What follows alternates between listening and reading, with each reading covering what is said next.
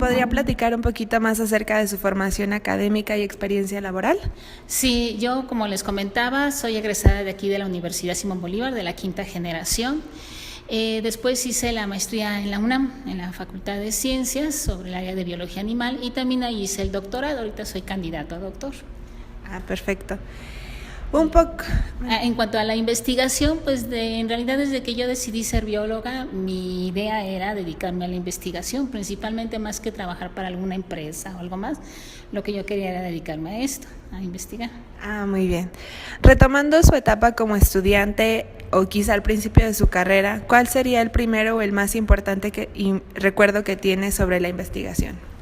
Pues desde el momento que empecé a hacer mi tesis de licenciatura, que nos venían a dar varias conferencias, y una vez vino un doctor del Instituto de Biología a hablarnos sobre un trabajo de investigación que a mí me atrajo, aunque yo todavía no tenía los créditos para poder hacerla. Sin embargo, comencé a trabajarlo, nada más por gusto, y después de ahí ya quedó como tesis de licenciatura. Como docente, ¿qué impacto tiene para sus alumnos el que usted haga investigación? Pues es mucho, porque la investigación te permite averiguar más cosas, estar más al día. También en un momento dado tú te pones en el lugar del alumno, ¿no? Porque tú también estás tratando de resolver un problema, así como tú se los pones a ellos. Entonces estás jugando como ese doble papel de maestro-alumno también dentro de la investigación. Y eso pues te abre más caminos, conoces más, pero también puedes entender un poco más al alumno. Sí.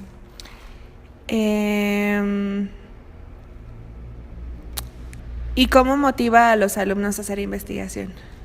Pues muchas veces con pequeños proyectos o comentándoles, ¿no?, sobre las áreas que existen actualmente, las materias que yo les doy, ¿no?, que todavía falta mucho por investigar o que se ha dejado de investigar o que actualmente se está investigando por eso, y les digo, bueno chicos, ahí tienen ustedes un área donde pueden hacer su tesis, o bien también durante nuestros pequeños proyectos, ¿no?, que realizamos en clase.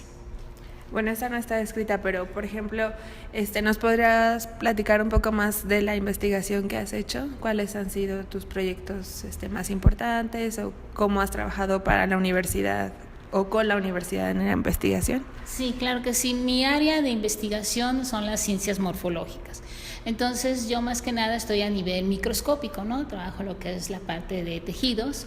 Como te comentaba, mi primera investigación pues fue con mi tesis de licenciatura, donde trabajé con un ratón de aquí de la Jusco y hacia lo que sería la parte reproductiva, ¿no? Porque precisamente lo que este doctor vino a platicarnos es que había un problema para identificar el estado reproductivo de los ratones machos con respecto a la posición testicular. Entonces él quería hacer una corroboración, pero desde el punto de vista cómo estaban las células desarrollándose en esos testículos, y entonces ahí, bueno, no solamente era la parte reproductiva, sino también la parte de histología, ¿no? Hacer la histología del aparato reproductor de este organismo, ir viendo a lo largo del año cómo se iba cambiando, ¿no? Entonces es algo interesante y ya quedó un poquito más claro sobre lo que se utilizaba normalmente en campo para poder detectar la reproducción. Entonces de ahí yo me dediqué más a estos aspectos.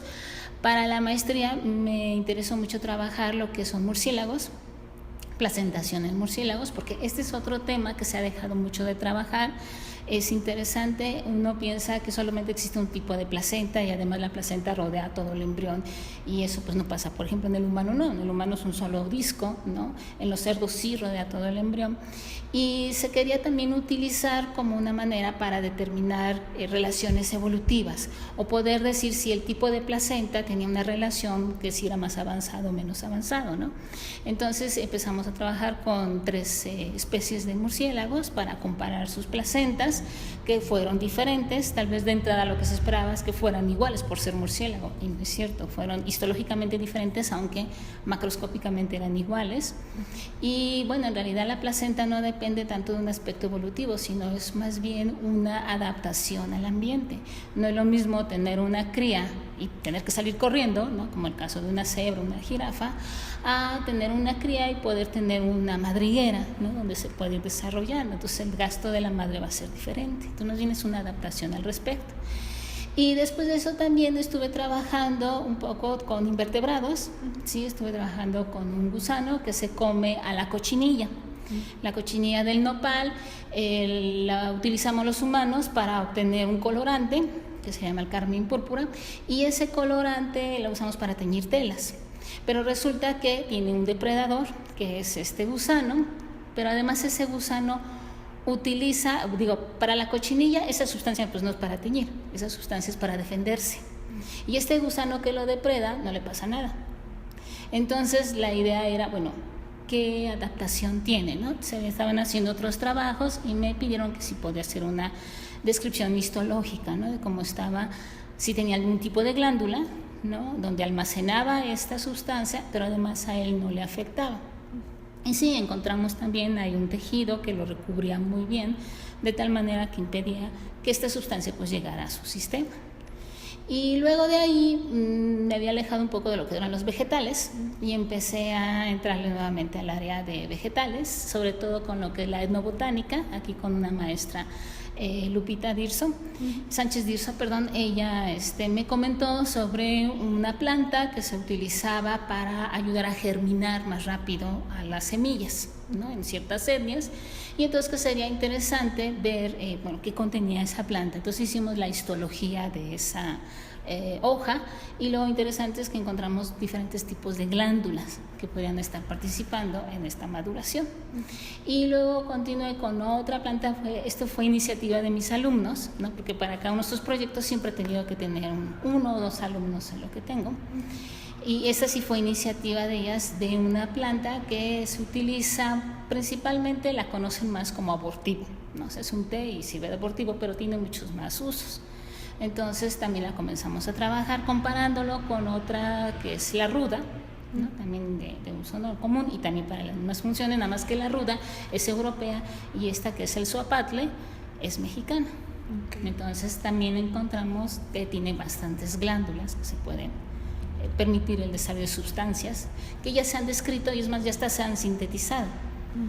Entonces, esa sería pues la más reciente porque es la que se incluyó en esta edición de la revista, ¿no? Sí, en la última. Y bueno, no solamente en el área de ciencias morfológicas y histología, sino también metido ya con tantos años de profesora, ya tengo 27 años de ser maestra, me he metido a lo que es educación, investigación en educación. Entonces primero hice un estudio con mis mismos alumnos, ahora sí que mis alumnos son mis sujetos de estudio, sobre cómo aprenden, cómo estudian, ¿sí? Entonces hice así como un análisis, porque en estas áreas que incluye histología y embriología, pues el índice de reprobación es muy alto, porque tienes que entrar a un mundo nuevo, un mundo microscópico, que tú lo estás conociendo en una sola dimensión, pero en realidad está en 3 dimensiones, y tú tienes que enseñarle al alumno a ver eso, entonces les cuesta, ¿no? Me dicen, no, es que al principio yo nada más veía puros puntitos y rayitas, yo, ¿cuál célula cúbica que tú me estás diciendo, ¿no? Entonces aquí les enseñando, por eso me metí a la educación. Y el último, que a ver si sale para el próximo número, tiene que ver precisamente con la aplicación de una técnica que es aprendizaje basado en problemas, como un examen para evaluar los alumnos en estas 2 áreas, histología, embriología, y ahora también estoy dando ecofisiología animal. Entonces es sobre eso.